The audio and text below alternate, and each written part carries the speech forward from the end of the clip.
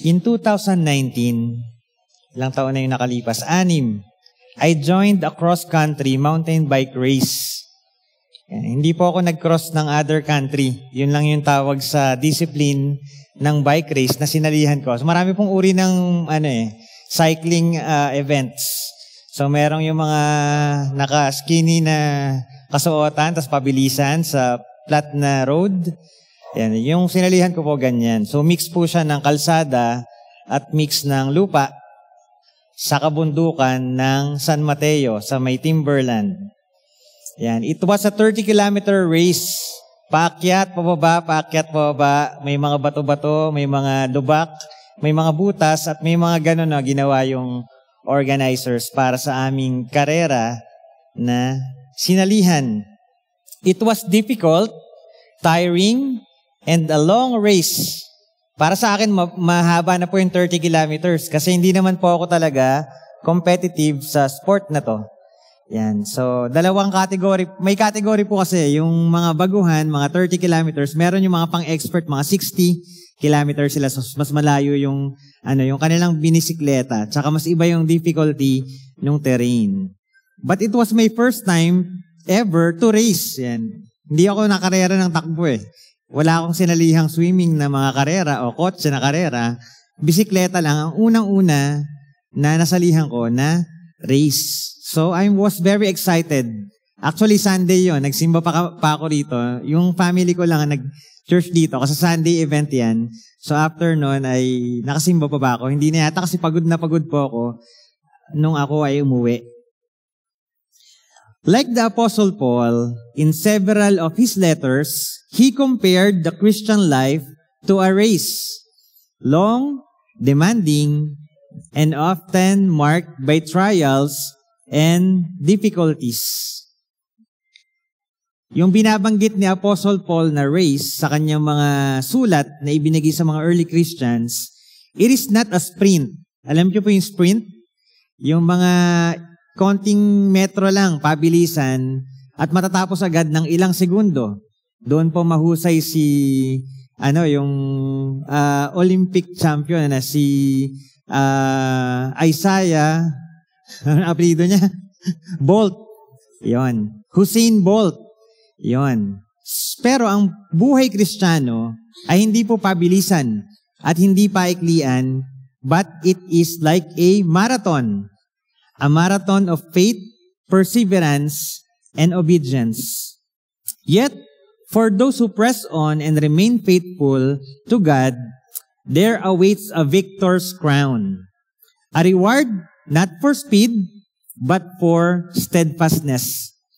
The finish line is not just the end of life, but the beginning of eternal glory with Christ. Tayo po'y manalangin. Lord, sa umagang ito, ina-ask po namin ang inyong banal na Espiritu na tulungan kaming unawain ang inyong salita nang sa gayon makuha po ito ng aming puso. Matutunan namin, Panginoon, at matuto kaming sumunod sa inyong inuutos at ma-encourage kami, Panginoon, sa pamamagitan ng inyong mga salita. This is our prayer in Jesus' name. Amen. 2 Timothy is the last New Testament letter written by Apostle Paul. Paul wrote these words while awaiting execution by Rome. At this time, Timothy was leading the church in Ephesus.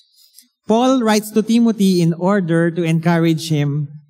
Paul is facing the worst of all hardships that he experienced. Parang last time po, naikwento ko rin po kasi yung mga pinagdaanan na paghihirap ni Apostle Paul, di ba? Pero ito po yung todo na.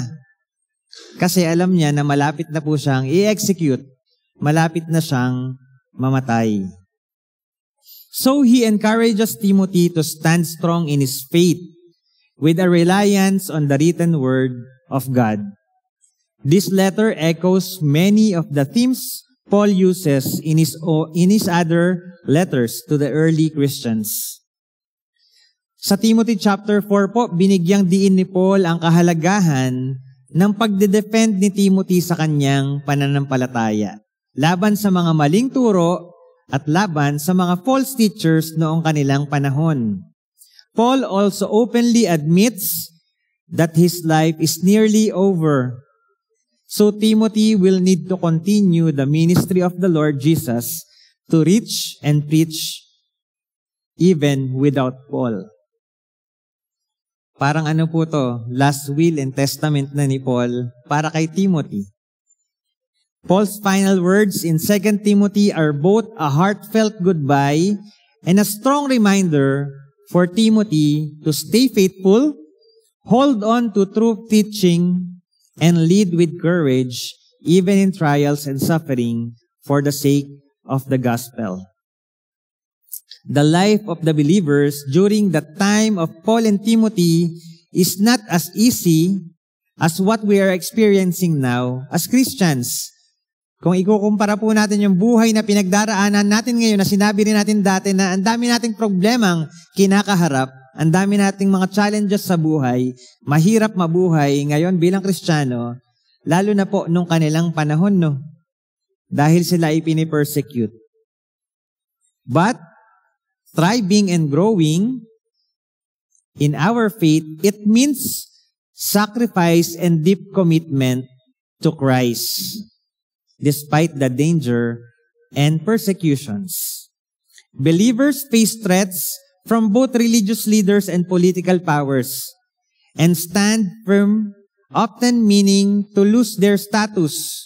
Nung panahon po nila, Apostle Paul, kapag kumalaban ka doon sa mga Jewish leaders, you may lose your status. Mataas po ang posisyon ni Apostle Paul sa Sanhedrin, subalit sa kanyang pananampalataya kay Jesus, naging ganun ang kanyang situation at siya na ang pinipersecute. Yet, their faith was not shallow. It was tested, it was refined and proven through suffering. Sino po rito yung ayaw niyong maging mababaw yung inyong pananampalataya? So, kailangan niyo po mag-prepare for more testing, for more refining, and for more sufferings nang lumalim po yung ating pananampalataya sa ating Panginoong Jesus. Paul's word to Timothy were not just encouragement. They were a call to endure, to remain faithful, and to live with eternity in mind. Iba man po ang mga kinakaharap nating pagsubok sa panahon ngayon, hindi man po tulad ni Paul and Timothy na nalalagay sa peligro ang kanilang buhay dahil sa pananampalataya nila kay Jesus, the same pa rin po ang ating calling. Ang pagsunod kay Jesus ng may tapang paninindigan at pusong tapat na naglilingkod para sa kanyang kadakilaan. May our study today help us contemplate how we live each day, thriving and growing in spirit and in truth. As we look ahead, may we hold on to the hope that one day we will be with God forever. To finish well, let's keep walking in faith, trusting that our journey leads to His presence where there is joy, peace, and life eternal through our Lord and Savior, Jesus Christ. For I am already being poured out like a drink offering, and the time of my departure is near. The drink offering, also known as libation, is a significant element in the sacrificial system of ancient Israel as outlined in the Old Testament. It is a liquid offering, typically consisting of wine that is poured out in conjunction with other sacrifices such as burnt offerings and grain offerings. The drink offering symbolizes the dedication and consecration of the worshiper to God, representing a complete pouring out of oneself in devotion and service.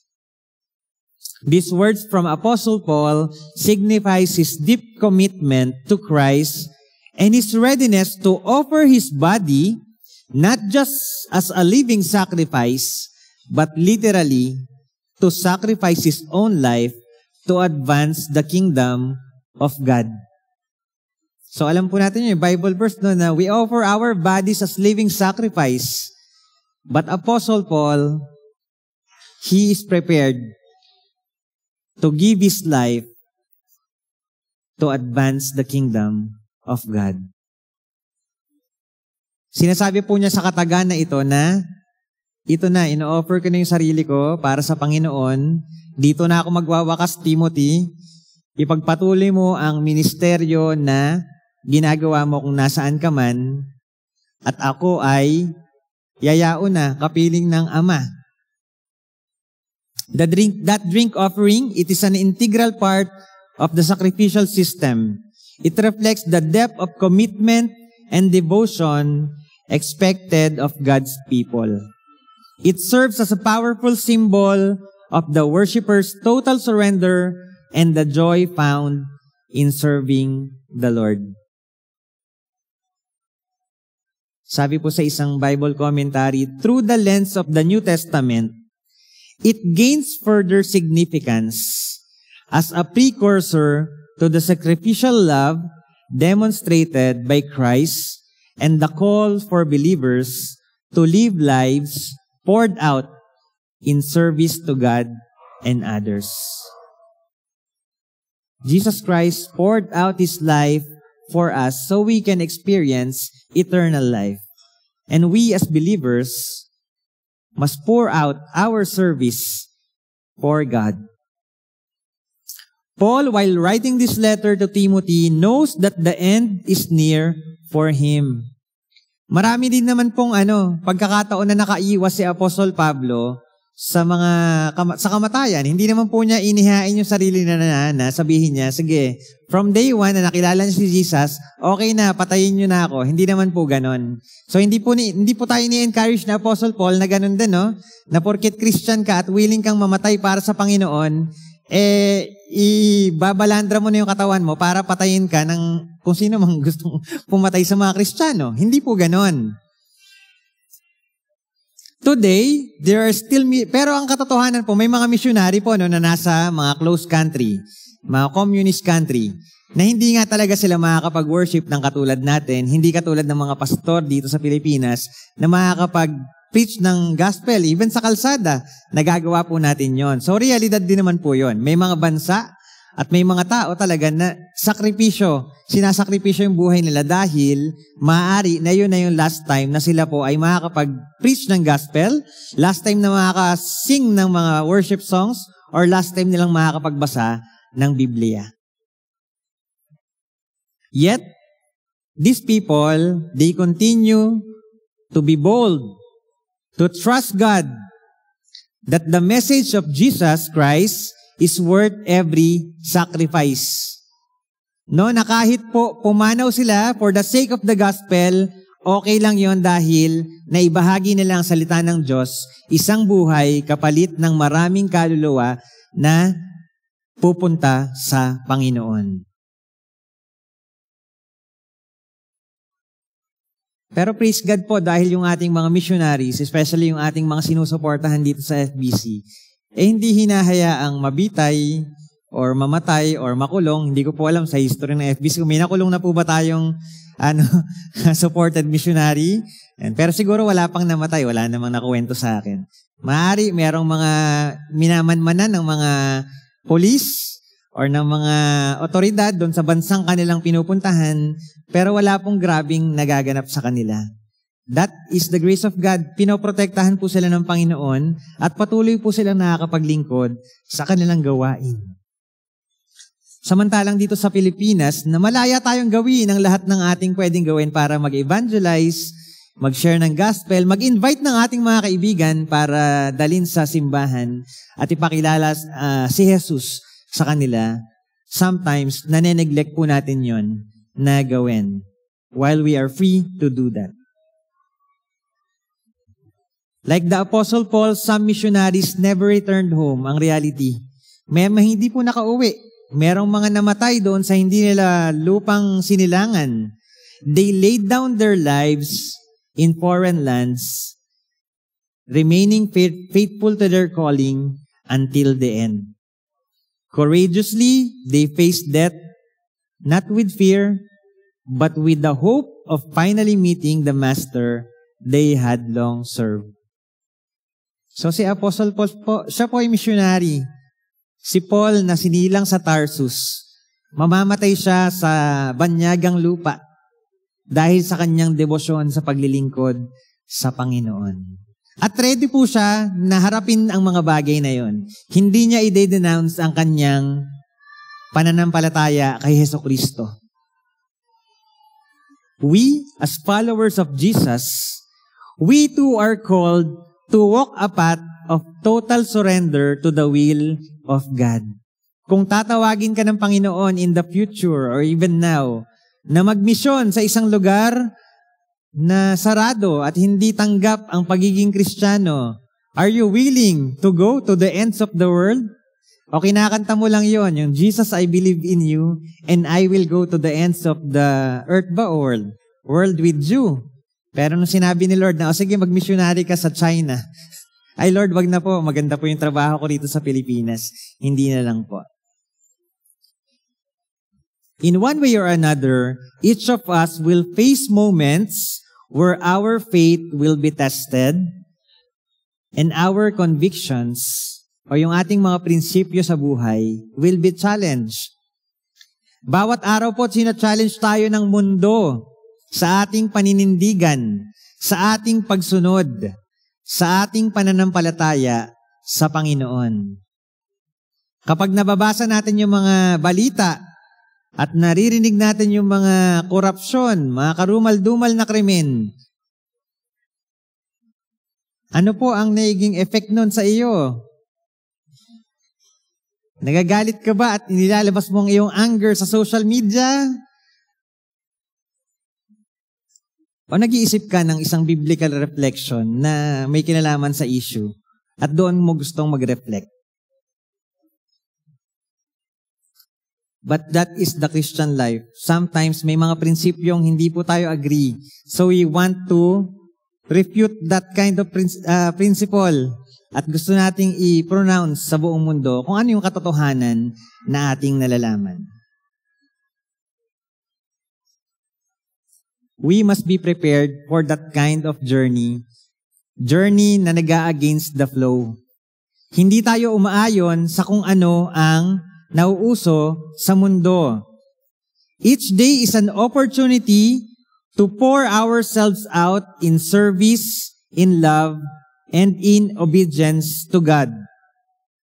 The end is not something to fear, but something to prepare with for hope. Knowing that the race we run is not in vain.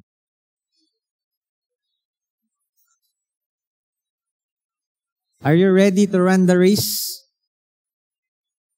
I'm sure tayo na po ay nagsisimula ng tumakbo sa race. And we are enduring every trials and every challenges of our Christian life. But how are you preparing to journey until the end? What sacrifice is God inviting you to make today as your act of worship? In what ways can your life be poured out in love, service, and faithfulness?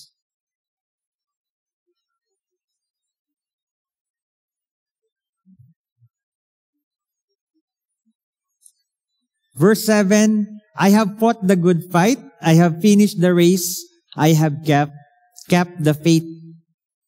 Throughout his ministry, Paul used the picture of the race and the Christian being an athlete running that race. Now he knew his race was just about to finish.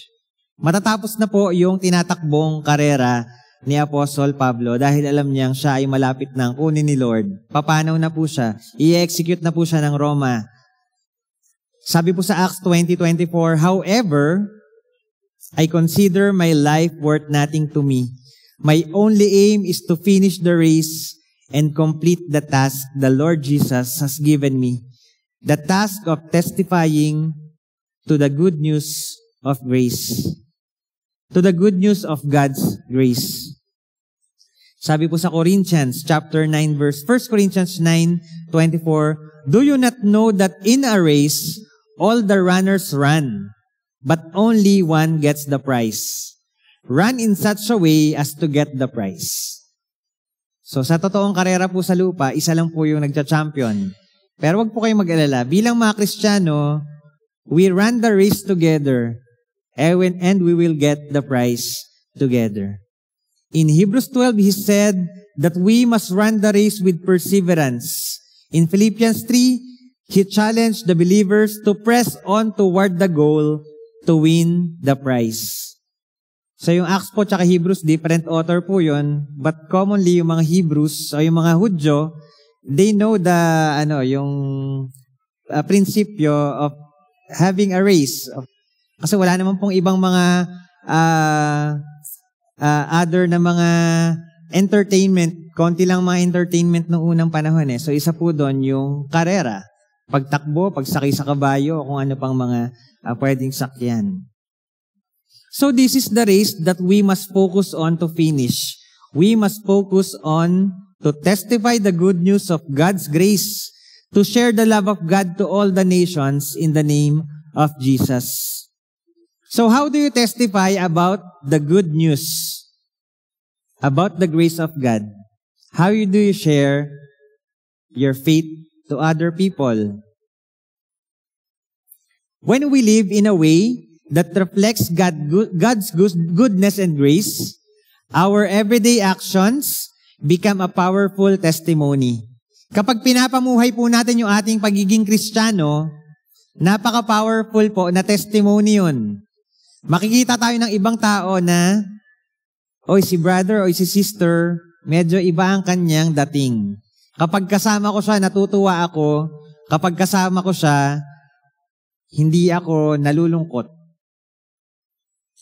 Whether we are talking to our friends, to our family members, or even to strangers, our words have more impact when people see that we're truly living for Christ.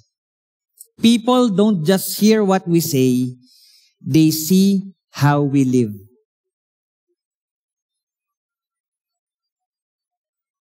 So hindi ko po sinasabing wag na tayong mag-share ng gospel by speaking. Sabihin po natin, i-share natin sa ating mga kaklase, share natin sa ating mga katrabaho, sa ating mga kapitbahay, mga kamag-anak, yung kabutihang tinanggap natin sa pamamagitan ng grasya ng Panginoon, sa pamamagitan ni Jesus Christ. At the same time, ipapamuhay natin ang ating pagiging Kristiyano. Nang sa gayon, yung ating binabahagi by words ay magiging effective.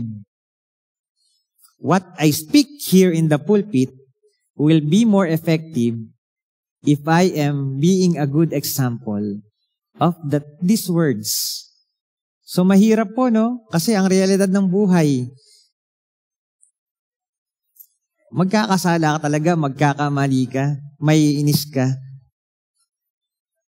Subalit patuloy po tayong minamold ng Panginoon so that we can grow, thriving, growing well.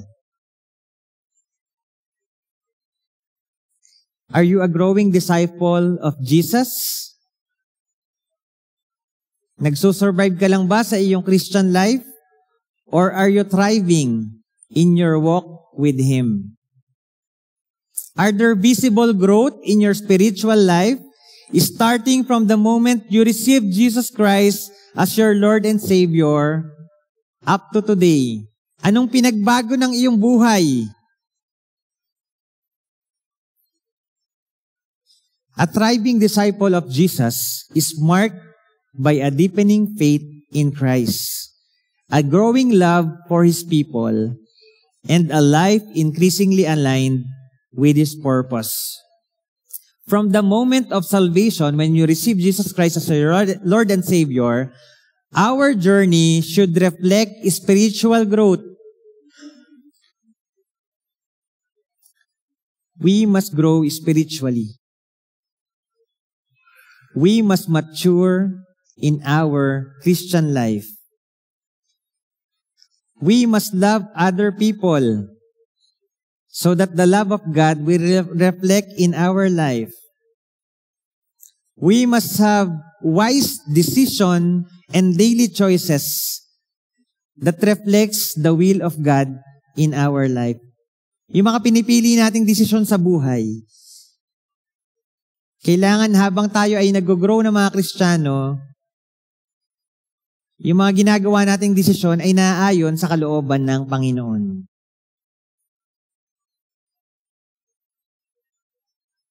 How are you growing as a Christian?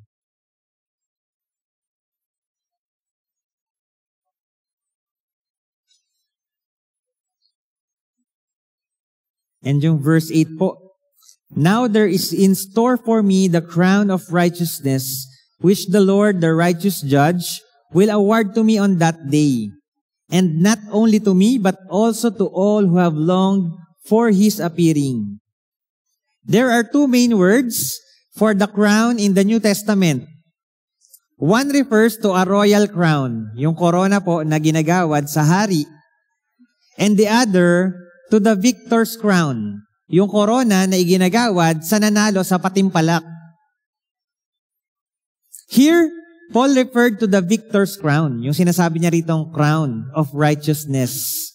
The crown that was essentially a trophy, recognizing that one had completed according to the rules and had won the victory. So sa Greek po, na translation, Stephanos, it means the crown of victory. Bago po naging believer si Apostle Paul, isa po siya sa mga nanguna para i-persecute ang mga unang Christians. Sino nga po yung first martyr of Christianity? Sa mga magaling mag-Bible quiz? Si Stephen. But now, at the end of his life, he was ready to receive a crown. Si Apostle Paul. As Stephanos, he will receive as Stephanos a crown of victory. It is likely that he remembered the name of the first martyr who died at his own hands. Stephanos or Stephen. Niremind siya ng Panginoon, grabe. The first martyr, Stephen, si Apostle Paul nanguna sa pag-stone to death kay Stephen. And then now, he is telling this to kay Timothy na babalik sa kanya yung Stephen or Stephanos. Subalit, iba na, corona. Paul, who once opposed the gospel and helped take the lives of the believers of Jesus, now embraces the cross, ready to surrender his own life for the cause of Christ. Apostle Paul knew that he would receive a crown, a reward for being a faithful servant of the Lord. A crown of righteousness, not earned by merit, but granted by grace to those who long for His appearing. Paul's confidence was not in his own strength, but in the righteous judge who sees and rewards every act of faith. His life once marked by persecution, but now poured out in passionate devotion to the gospel. In the end, the crown of righteousness is not simply a reward. It is a radiant testimony of grace. Paul, once a persecutor, became a preacher. Once a destroyer of lives, now a disciple, willing to lay his own life. His confidence in receiving the crown of righteousness was not based on flawless performance. He's not a perfect person. Marami siyang kamalian pa rin na nagawa sa buhay. But on a deep longing for Christ and a life faithfully poured out in obedience. This same crown is promised to all who live with that same longing for His presence, His return, and His glory. Do you long for the presence of God? Do you long for His return? Do you long to be in His glory? The Christian journey is not about perfection, but perseverance. It is not about applause, but allegiance. So let us run our race with endurance, not just to receive a crown, but to reflect the one who owns the crown. May our lives radiate the righteousness of Christ, and may we finish well, not for recognition, but for the joy of seeing our salvation, the joy of seeing our Savior face to face. DNF. Alam niyo po yung DNF? Sa mga nagmamarathon o sa mga sumasali sa race, I did not finish the race. Yung kinuwento ko po kanina. Ang hirap po. Kasi merong cut-off, may cut-off time. 1 hour lang dapat, tapos mo na yung 30 kilometers. Nakabalik ako sa finish line, tapos na yung oras, cut-off na. So DNF ako, na pinupulikat po yung dalawa kong binti. Pagod na pagod, at kasama yung panghihinayang na hindi ako makakapag-uwi ng finisher's medal na binayaran ko rin naman sa registration. Pero, meron pa akong isang race na kasalukuyang nilalaban. At ayon ang race ng buhay. So, ibang uring race po yun. At sama-sama po tayo sa dulo. Magkikita-kita sa ating wakas dito sa lupa, kapiling ng ating Panginoong nasa langit. Philippians chapter 3, 12 to 14, not that I have already obtained all this or have already arrived at my goal, but I press on to take hold of that for which Christ Jesus took hold of me. Brothers and sisters, I do not consider myself yet to have taken hold of it, but one thing I do, forgetting what is behind and straining forward what is ahead.